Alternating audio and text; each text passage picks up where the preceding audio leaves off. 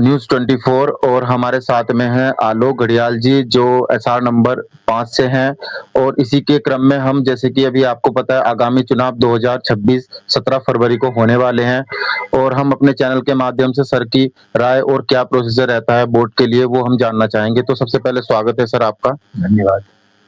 तो सर जैसे कि अभी ये होने वाले हैं चुनाव, उसके लिए कैसे-कैसे मतलब चुनाव का ये पूरा आकलन होता है, किस तरह से वोट डाले जाते हैं, थोड़ा बताइए हमारे से? देखिए, राज्य बार काउंसिल का चुनाव 8 वर्ष बाद हो रहा है।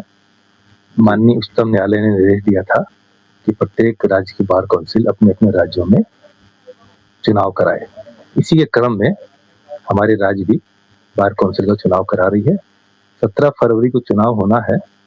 प्रत्येक जिले में जहाँ-जहाँ न्यायालय है, वहाँ पर कार्यरत जो वकालत करते हैं, उनके वोट पड़ेंगे। इसमें प्रत्येक अधिवक्ता 23 वोट डाल सकता है, क्योंकि 23 सदस्यों का चुनाव हो रहा है और कम से कम 5 वोट डालना अनिवार्य है। सीक्वेंस में पाँचों वोट पड़ने अनिवार्य है। अगर आप एक छोड़ दोगे, मसलन 1, 2, 3 के बाद 5 कर देंगे तो आपका वोट इनवैलिड हो जाएगा। तो इस चीज़ का ध्यान रखना बहुत आवश्यक है कि हम 5 वोट जरूर डालें और वैसे आप 23 वोट डाल सकते हैं। क्रमवार होना चाहिए। हर उम्मीदवार के सामने आपको 1, 2, 3, 4 लिखना है। जो आपकी पसंद का सर्वप्रथम 1 नंबर वाला, उसके नाम के सामने आप 1 लिखेंगे। दूसरा जो आपको योग्य लगता है उसके सामने 2 लिखेंगे। इसी प्रकार आप जो है 23 वोट कास्ट कर सकते हैं, लेकिन 5 वोट डालना अनिवार्य है। तो जैसे कि सर ने बताया जो भी अभी क्रम अनुसार वोट डाल सकते हैं सभी मतदाता इस चीज़ का ध्यान में रखते हुए कि जो क्रम सर ने बताया है उसका अपने क्रम के अनुसार ही वोट डालने ताकि आपका वोट भी खराब ना हो। अच्छा सर से हम ये भी जानना चाहेंगे कि जैसे कि अभी ये इलेक्शन के बाद में जो भी प्रतिभागी विजेता बनता है तो क्या उनके आगे के कार्यप्रणाली रहेगी? किस तरह से वो अपने सभी लोगों को क्या बेनिफिट देना चाहेंगे? क्या उनके उद्देश्य हैं? जी बताइए सर। बार काउंसिल का गठन अधिवक्ता हित में काम करने के लिए, पॉलिसी बनाने के लिए हुआ है। वैसे बार काउंसिल अधिवक्ताओं का पंजीकरण तो करती है, एनरोलमेंट जिसे बोलते हैं। जब कोई व्यक्ति लॉ ग्रेजुएट होता है और वकालत करना चाहता है, अपना आवेदन प्रस्तुत करता है, उसको बार काउंसिल एनरोल करती है। उसे एक इम्तिहान भी देना पड़ता है जो ऑल इंडिया लेवल का होता है, BCI। एक काम तो एनरोलमेंट करने का, इसके अलावा वकीलों के हित में क्या पॉलिसी बने जिससे अधिवक्ता समाज लाभान्वित हो सके, यह काम भी राज्य स्तर पर बार काउंसिलें करती हैं।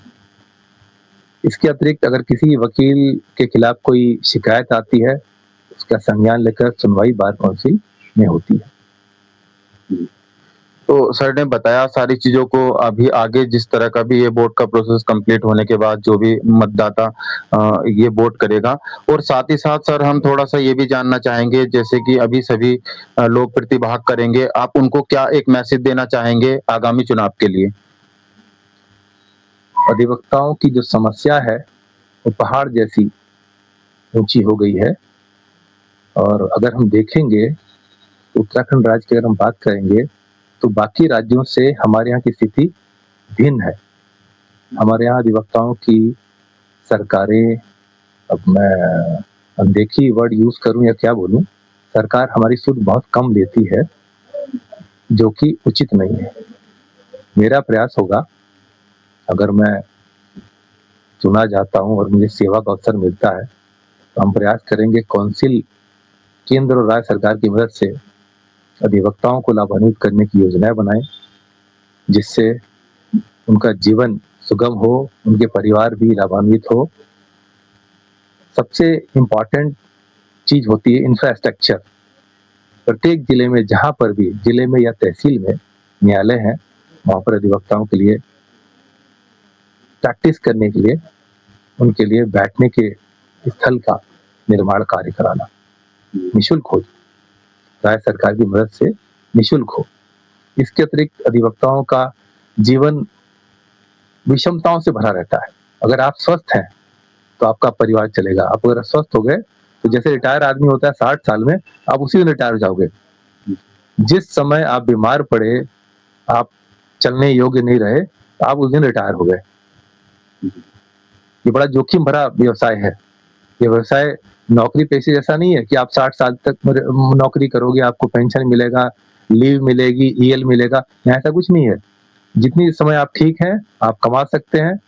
जिस दिन आप अस्वस्थ हुए, आप अपने आप को रिटायर्ड महसूस करेंगे और आपके परिवार के सामने संकट खड़ा हो जाएगा। आर्थिक संकट हो, उनके घर की रोजी-रोटी चलनी बंद जाएगी। हमारा प्रयास होगा, अधिवक्ताओं के सामने जब कोई समस्या आए, उसका समाधान कैसे किया जाए। आजकल चिकित्सा बहुत महँगी हो गई है। अगर आप किसी हॉस्पिटल में जाते हैं, छोटा ऑपरेशन कराते हैं, कोई दुर्घटना हो जाती है, तो लाखों रुपया व्यय करना पड़ता है। सारे वकील अमीर नहीं हैं, कुछ लोग संघर्ष कर रहे हैं, कुछ तो हो सकता है काफ़ी अमीर लोगों को आवश्यकता ना पड़े, लेकिन जो लोग गरीब हैं, निर्धन हैं, उन अधिवक्ताओं के बारे में सरकार से बात करके मुफ्त चिकित्सा सुविधा की व्यवस्था की जाए। इसके अतिरिक्त किसी अधिवक्ता का देहांत हो जाता है असमय, उसके लिए आर्थिक मदद, ऐसी मदद हो जिससे उसके परिवार का जीवन यापन आसानी से चल सके। इन चीज़ों पर हमारा प्रयास रहेगा और युवा अधिवक्ताओं के लिए कोई स्कीम हो, जिससे शुरुआती दौर में उनको कहते हैं ब्रेड बटर का इंतजाम हो सके, हतोत्साहित ना हो। आप घर से यहाँ आते हैं, 100-200 रुपए आपको पेट्रोल के लग जाते हैं। उसके अलावा अगर आप कहीं छोटा-मोटा भोजन भी करने जाएँगे, वहाँ भी 100-200 लगते हैं। तो ऐसा ना हो कि मनोबल टूट जाए। शुरुआत में क्या होता है, हमें मनोबल की बहुत आवश्यकता होती है, हमें उत्साह देने वाले लोग हों और हमारा थोड़ा आर्थिकी का भी ध्यान रखा जाए, तो इन चीज़ों पर मेरा फ़ोकस रहेगा। इसके अतिरिक्त एक ये है कि जो शहर के या राज्य के भीतर जब अधिवक्ता किसी न्यायालय में प्रैक्टिस करने जाता है, किसी काम से जाता है, उससे टोल जो वसूला जाता है ना, ये इस पर रोक लगनी चाहिए। मेरा प्रयास रहेगा, इसके लिए भी सरकार से बातचीत की जाए। बहुत-बहुत धन्यवाद सर। और हमारे साथ बने हुए थे आलोक घड़ियाल जी, जो क्रम संख्या 5 से हैं और काफ़ी अच्छा इनका प्रयास है। आगे ये सेवा का अगर मौका आप लोग देते हैं तो काफ़ी अच्छी सोच है इनकी और उसी सोच के साथ ये आपके साथ हैं। तो हम भी अपने चैनल के माध्यम से सर को शुभकामनाएँ देना चाहते हैं आगामी चुनाव के लिए। तो बहुत-बहुत धन्यवाद सर आपका, आपने बहुत अच्छे से सारी चीज़ें बताई। तो इसी तरह से बने रहिए आप हमारे चैनल के साथ।